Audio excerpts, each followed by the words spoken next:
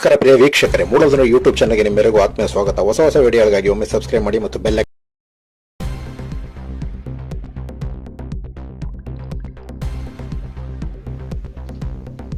ಎಲ್ಲರಿಗೂ ನಮಸ್ಕಾರ.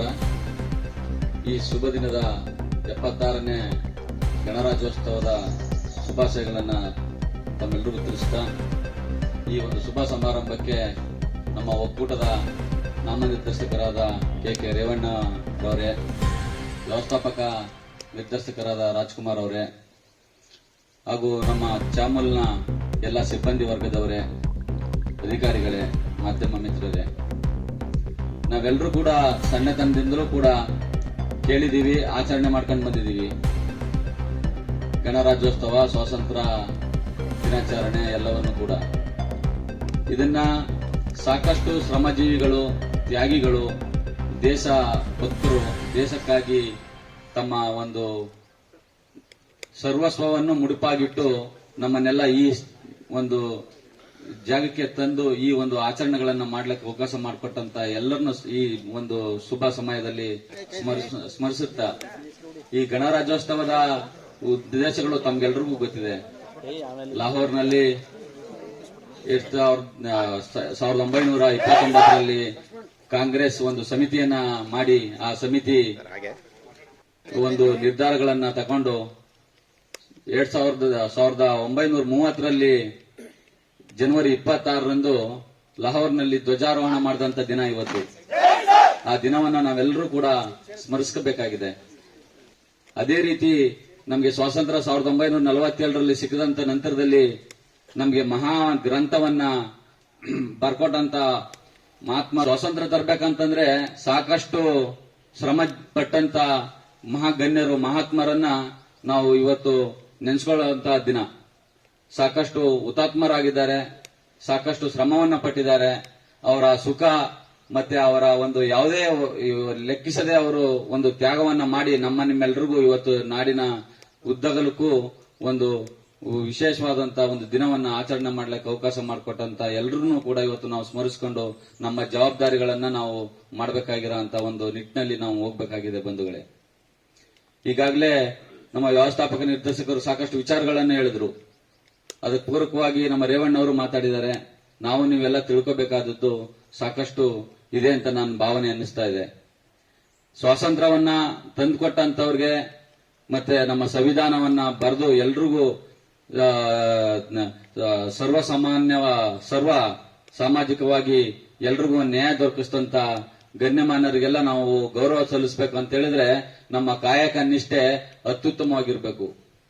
ಕಾಯಕ ನಿಷ್ಠೆಯನ್ನ ನಾವು ಮರೆತ್ರೆ ನಾವು ಅವ್ರಿಗೆಲ್ಲ ಅಗೌರವ ತಂದುಕೊಟ್ಟಂತ ಪರಿಸ್ಥಿತಿ ಆಗುತ್ತೆ.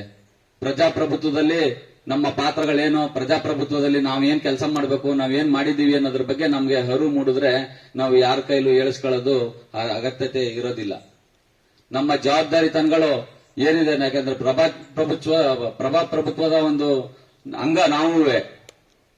ನಮ್ಮ ಜವಾಬ್ದಾರಿಗಳೇನಿದೆ ಅದನ್ನ ಪ್ರಾಮಾಣಿಕವಾಗಿ ನಿಷ್ಠೆಯಿಂದ ನಾವು ನಮ್ಮ ಪ್ರಾಥಮಿಕ ಶಿಸ್ತುಗಳನ್ನು ಕಾಪಾಡಿಕೊಂಡು ನಾವು ನಮ್ಮ ಜವಾಬ್ದಾರಿಗಳನ್ನ ನಾವು ಮಾಡದಂತ ಸಂದರ್ಭದಲ್ಲಿ ನಾವು ಯಾರು ಕೀಳು ಇಲ್ಲ, ಯಾರು ಮೇಲೂ ಇಲ್ಲ. ಈ ಒಂದು ಸಂಸ್ಥೆಯ ಅಧ್ಯಕ್ಷರೇ ಆಗಿರಲಿ, ವ್ಯವಸ್ಥಾಪಕರೇ ಆಗಿರಲಿ, ಒಂದು ಕಟ್ಟ ಕಡೆಯ ಉದ್ಯೋಗದ ವ್ಯಕ್ತಿ ಆಗಲಿ, ಅವರು ಹೆಚ್ಚು ಇವರು ಮೇಲು ಅನ್ನೋ ಭಾವನೆ ಇಲ್ಲ. ಅವರವರ ಕೆಲಸ, ಅವರವರ ಜವಾಬ್ದಾರಿ ಇರ್ತದೆ. ಆ ಜವಾಬ್ದಾರಿಯನ್ನ ನಿಷ್ಠೆಯಿಂದ ದೇಶಕ್ಕಾಗಿ ನಾವು ದುಡಿತಾ ಇದ್ದೀವಿ, ದೇಶ ನಮಗಾಗಿ ದುಡಿತಾ ಇದೆ ಅನ್ನೋ ಒಂದು ಪರಿಕಲ್ಪನೆಯನ್ನ ಇಟ್ಟುಕೊಂಡು ನಾವು ಇವತ್ತು ಬದುಕಿದ್ರೆ ನಾವು ಯಾರು ಕಮ್ಮಿ ಇಲ್ಲ. ನಮ್ಮ ದೇಶ ಯಾವುದಕ್ಕೂ ಯಾವುದು ಕಮ್ಮಿ ಇಲ್ಲ. ಒಂದು ಭವ್ಯವಾದ ಒಂದು ರಾಷ್ಟ್ರದೊಳಗೆ ಬದುಕ್ತಾ ಇದ್ದೀವಿ. ನಮ್ಮೆಲ್ರಿಗೂ ಉತ್ತಮವಾದ ಒಂದು ಸಂವಿಧಾನವನ್ನ ಕೊಟ್ಟಂತ BR ಅಂಬೇಡ್ಕರ್ ಪುಣ್ಯಾತ್ಮರು ನಮಗೆ ಸಲ್ಲಿಸ್ಬಿಟ್ಟು ಹೋಗವ್ರೆ. ಆ ಒಂದು ಮಹಾ ಗ್ರಂಥದಿಂದ ನಾವೆಲ್ಲರೂ ಇವತ್ತು ಈ ಒಂದು ಸ್ಥಿತಿನಲ್ಲಿ ಎಲ್ಲರೂ ಒಂದು ಸರಿಸಮಾನವಾದಂತ ಹಕ್ಕಿನಲ್ಲಿ ಬದುಕಕ್ಕೆ ಸಾಧ್ಯ ಆಗಿದೆ.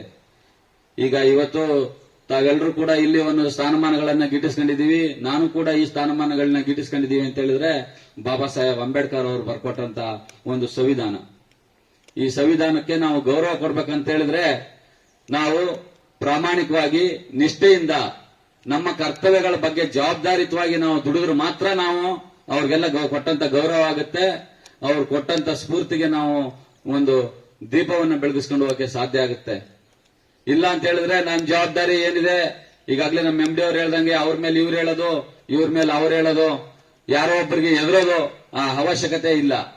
ಯಾರಿಗಾದ್ರೂ ಎದುರ್ತೀವಿ ಅಂತ ಹೇಳಿದ್ರೆ ನೀವು ಪ್ರಜಾಪ್ರಭುತ್ವಕ್ಕೆ ಕಳಂಕಿತರಾಗಿದ್ದೀರಿ ಅಂತ ಅರ್ಥ. ನನ್ಗೆ ಆಗ್ಬೋದು, ಇನ್ಯಾಗೆ ಆಗ್ಬೋದು. ನನ್ನ ಕಾಯಕ ನಿಷ್ಠೆ, ನನ್ನ ಜವಾಬ್ದಾರಿ, ನನ್ನ ಏನ್ ಜವಾಬ್ದಾರಿ ಕೊಟ್ಟಿದ್ದಾರೆ, ನನ್ಗೇನ್ ಜವಾಬ್ದಾರಿ ಇದೆ ಅದನ್ನ ನಾನು ನಿಷ್ಠೆಯಿಂದ ಪ್ರಾಮಾಣಿಕವಾಗಿ ನಾನು ಮಾಡ್ತೀನಿ ಅಂತ ಹೇಳಿದ್ರೆ ನಾವ್ ಯಾವತ್ತೂ ಯಾರಿಗೂ ಎದುರಂಗಿಲ್ಲ. ನಾವು ಯಾವುದೇ ಒಂದು ಕಳಂಕಕ್ಕೆ ನಾವು ಹೋಗಂಗಿಲ್ಲ. ರಾಷ್ಟ್ರ ತಾನಾಗೆ ಅಭಿವೃದ್ಧಿ ಆಗುತ್ತೆ.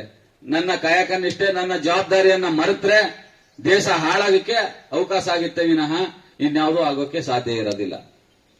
ಹಾಗಾಗಿ ನಮ್ಮ ಜವಾಬ್ದಾರಿಗಳನ್ನ ನಾವು ಯಾತಕ್ಕೋಸ್ಕರ ಇಲ್ಲಿ ಬಂದಿದ್ದೀವಿ, ನಮ್ಗೆ ಏನ್ ಜವಾಬ್ದಾರಿ ಕೊಟ್ಟಿದ್ದಾರೆ, ಇದರಿಂದ ನಾನು ಏನ್ ಪ್ರಯೋಜನ ಪಡಿತಾ ಇದ್ದೀನಿ, ನಾನು ತಿಂತಾ ಇರೋ ಅನ್ನ ಎಲ್ಲಿಂದ ತಿಂತಾ ಇದ್ದೀನಿ, ನನಗೆ ಅನ್ನ ಯಾರು ಕೊಡ್ತಾ ಇದ್ದಾರೆ, ಅವರ ಕಾಳಜಿ ಬಗ್ಗೆ ನಾನೇನಾದ್ರೂ ಒಂದ್ ಸ್ವಲ್ಪ ಕೊಡುಗೆಗಳನ್ನ ಕೊಡ್ಬೇಕಂತ ಹೇಳಿದ್ರೆ ನಾನು ಪ್ರಾಮಾಣಿಕವಾಗಿ ನಿಷ್ಠೆಯಿಂದ, ಶ್ರದ್ಧೆಯಿಂದ, ಎದೆಗಾರಿಕೆಯಿಂದ ದುಡಿದ್ರೆ, ಎದೆಗಾರಿಕೆಯಿಂದ ನನ್ನ ಜವಾಬ್ದಾರಿತನವನ್ನ ನಾನು ಸಾಧನೆ ಮಾಡಿದ್ರೆ ಮಾತ್ರ ಈ ರಾಜ್ಯ, ಈ ದೇಶ, ಈ ಒಂದು ಸಂಸ್ಥೆ ಎಲ್ಲವೂ ಕೂಡ ಒಂದು ಉತ್ತಮವಾದ ಸ್ಥಿತಿನಲ್ಲಿ ಹೋಗಕ್ಕೆ ದಾರಿಯಾಗುತ್ತೆ.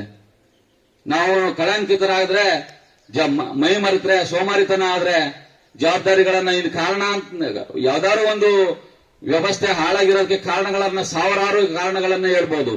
ಆ ಕಾರಣಗಳನ್ನ ಹೇಳ್ದೆ ಜವಾಬ್ದಾರಿಯನ್ನ ನಿಭಾಯಿಸುವಂತ ಒಂದು ನಿಟ್ಟಿನಲ್ಲಿ ನೀವೆಲ್ಲರೂ ಕೂಡ ಬೆಳೆಯುವಂತ ಶಕ್ತಿಯನ್ನ ಭಗವಂತ ಕೊಡ್ಲಿ.